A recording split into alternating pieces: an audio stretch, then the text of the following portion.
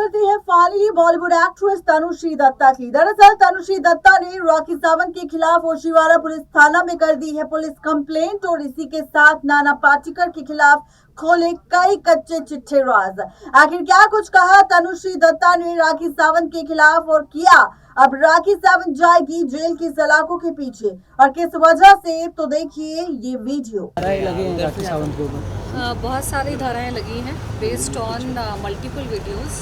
तो सारे एफआईआर की प्रक्रिया शुरू हो गई है और अलग अलग वीडियोस में अलग अलग जो उसने स्टेटमेंट्स किए हैं, फॉल्स एलिगेशंस लगाए हैं, outraging women's modesty, humiliating statements जो उसने किए हैं, तो सारी चीज़ों पे अलग अलग धाराएं हैं। वो सारा अभी प्रोसेस स्टेटमेंट स्टार्ट हो गया है।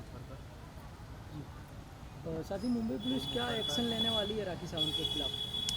दे will take action, I am very confident, क्योंकि मैंने एक बैकग्राउंड भी दिया है कि ये मुद्दा कब से शुरू हुआ था। 2008 से शुरू हुआ था, जब राखी को मुझसे दिक्कत होनी शुरू हो गई थी, जब हॉर्न ओके प्लीज़ में राखी को रिप्लेस करके मुझे लिया गया था और फिर मेरे साथ कंट्रोवर्सी करके प्रोड्यूसर्स ने वापस राखी को लिया। तो उसमें प्रोड्यूसर्स की एक चाल थी कि मेरे नाम पे पब्लिसिटी करके, शायद उनकी पहले से प्लानिंग थी कि राखी को ही लेंगे, लेकिन उन्होंने पहले राखी को रिप्लेस किया मेरे से और उसके बाद मेरे साथ कंट्रोवर्सी करके वापस राखी को गाने में लिया और मेरे सारे चेक्स उन्होंने बाउंस कर दिया। मेरे शूटिंग से पहले ही मेरा एक चेक बाउंस हो गया था। मतलब उनकी सोची समझी साजिश थी, ये कंट्रोवर्सी करेंगे, हंगामा करेंगे ताकि ये सब हो जाए, पब्लिसिटी मिले। मैं ये कहना चाहूँगी कि इस तरह के गलत काम करने ही नहीं चाहिए प्रोड्यूसर्स को, क्योंकि अगर मैं गाना कर लेती, वो गाना रिलीज़ हो गया होता, मैं उस वक्त मेरा एक नाम था, मैंने अच्छी अच्छी फिल्में की थी, मेरी आशिक बनाया बहुत बड़ी हिट हुई थी और दूसरे भी गाने फिल्में हिट हुई थी। अगर वो गाना रिलीज़ हो गया होता तो मुझे भी आगे काम मिलता और प्रोड्यूसर्स को भी फ़ायदा होता। वो पिक्चर रिलीज़ हो जाती, वो पिक्चर आज तक रिलीज़ नहीं हुई है। उस पिक्चर की वजह से मुझे इतना इमोशनल ट्रॉमा, इतना कुछ मुझे झेलना पड़ा। उन्होंने अगर वो कंट्रोवर्सी नहीं करी होती, शॉर्टकट का काम नहीं किया होता कि कंट्रोवर्सी करके तनुश्री दत्ता के ऊपर हम ज़ोर ज़बरदस्ती करके, प्रॉब्लम्स क्रिएट करके, किसी भी लड़की को अगर आप इस तरह से ट्रीट करोगे तो कोई भी एक ईमानदार जो इंसान होता है, सेल्फ रिस्पेक्टिंग इंसान होता है, रिटेलिएट करेगा ही।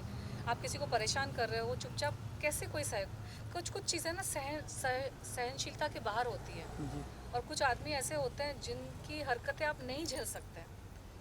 और नाना पाटेकर की रेपुटेशन हमेशा से ऐसी रही है। उसकी एक सिर्फ मैं नहीं, बहुत सारी हीरोइंस के साथ उसके प्रॉब्लम्स हुए हैं। बहुत सारी एक्ट्रेसेस ने इंटरव्यूज़ में कुछ ना कुछ उसके बारे में बोला है और उसने अपनी छवि बनाई है कि मैं बहुत अच्छा इंसान हूँ क्योंकि मैं समाज सेवा करता हूँ। कोई प्रूफ नहीं है समाज सेवा का, सिर्फ प्रेस कॉन्फ्रेंसेस है कि समाज सेवा करते हैं। आप प्रूफ दिखा के आप बोलिए कि आपने सच में क्या समाज सेवा की है। और दूसरी चीज़, अच्छा आदमी वो होता है जो अपने परिवार के साथ रहे। हीरोइनों के साथ लिंकअप करके, हीरोइनों के साथ अफेयर करने अच्छा आदमी के लक्षण नहीं होते हैं। ये बात दुनिया को पता है, ये बात पूरी मीडिया में फैली हुई है कि नाना पाटेकर के अपने खुद के फैमिली के साथ संबंध ठीक नहीं है। वो अपनी खुद की बीवी और बेटे के साथ नहीं रहते। उसने अपने बेटे को भी इंडस्ट्री में कोई सपोर्ट नहीं दिया है। अच्छा आदमी के लक्षण वो होते हैं जो अपनी बीवी के साथ, एक ही बीवी के साथ जिससे उसने शादी की है, वो शादी निभाए।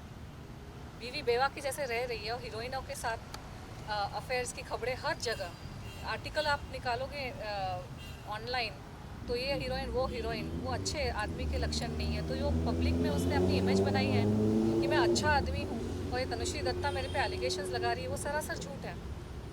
अच्छा आदमी अपने परिवार के साथ रहता है, अपने बेटे बेटियों के लिए वो जान तक देने को राज़ी रहता है।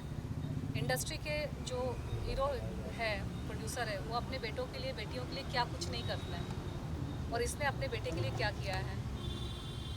अच्छा आदमी की डेफिनेशन वो होती है।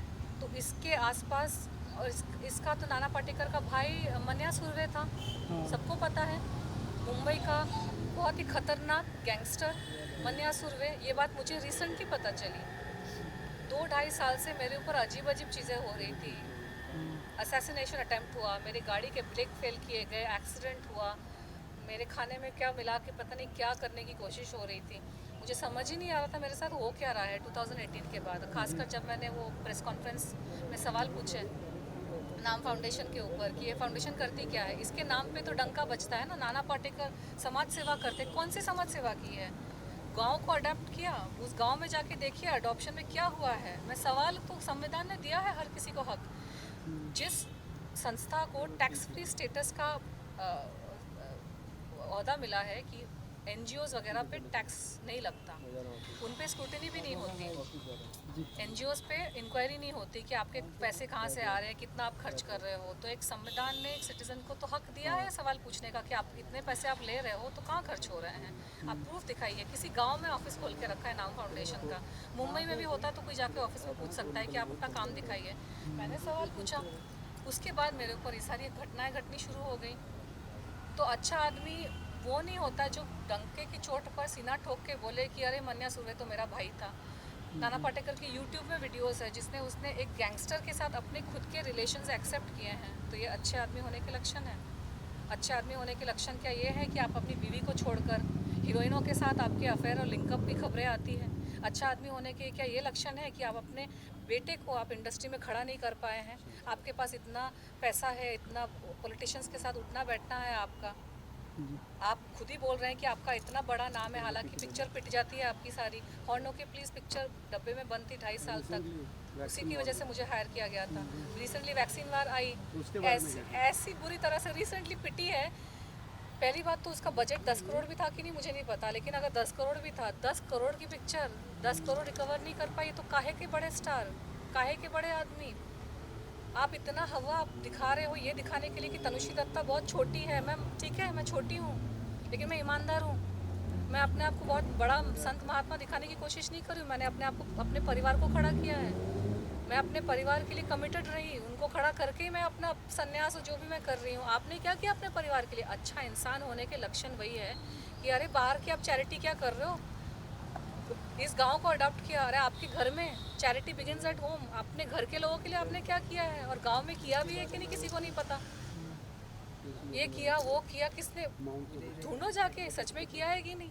और सवाल पूछने पर मेरे पर ये सारे अत्याचार शुरू हो गए, एक्सीडेंट हो गया कि क्या कुछ नहीं हुआ।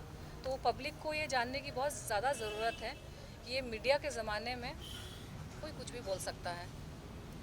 अच्छा आदमी लड़कियों पे हमला नहीं करवाता। जैसे कि आपने मन्या सुर्वे का नाम लिया, कोई धमकी वगैरह आ रही है आपको गैंगस्टर से? मुझे ऐसे नाम लेकर तो कोई धमकियाँ नहीं आई, लेकिन पिछले 2.5 साल में मेरे साथ ऐसी अजीब अजीब घटनाएं घटी है कि आप मतलब और 2 घंटे निकल जाएंगे इस सब। तो मैं ब्रीफ में बहुत ही संक्षिप्त में मैं इंडिविजुअल इंटरव्यूज़ में इसका वर्णन कर सकती हूँ। लेकिन उज्जैन में 2 बार मेरे ऑटो जो वेटिंग में था उसके ब्रेक और क्लच फेल किए गए। एक बार मेरा एक्सीडेंट हो गया बहुत बुरी तरीके से, बहुत खून बहा। एक मेड को मेरे घर पे मैंने रखा था जो कुछ उसके अजीब से कॉन्टैक्ट्स थे, बहुत सारे झूठ वूठ बोल के आई थी। उसने मेरे खाने पानी में कुछ मिला रही थी जिसकी वजह से मेरी तबीयत बहुत मतलब मरने जैसी हालत हो गई थी। वो एक घटना घटी। फिर एक बार मुझे किसी जगह पे धोखे से ले जाने की कोशिश की गई।